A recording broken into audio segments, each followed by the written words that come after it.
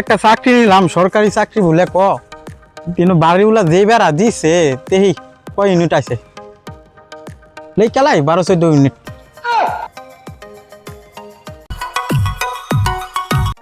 এই যদি current bill আইতাছে আজকে আইউক 3032 টাকা লেখ খেলা কিবা আজকে দেম কয়টি হলে আমার বিল আর ভাল লাগে না, চিফা চাফা যাইলে ওর লাগে হেটা তো লেখলাম কমায় এটা লেখ চালাই 26-2700 বেড়া বুড়া নাই। এ ভাই কারেন্ট কয় ইউনিট করছে না মিটারে যা আছে বিল তাই লিখছি।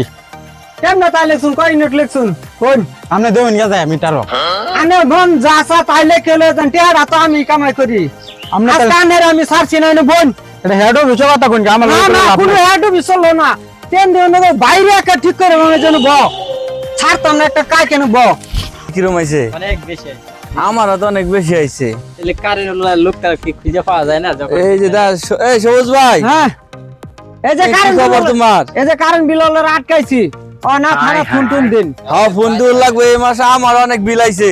আমার অনেক বেশি আছে। দেন ফোন দেন পুলিশে ফুল দেয় নাকি? হ্যাঁ ফোন দিন ঠিক আছে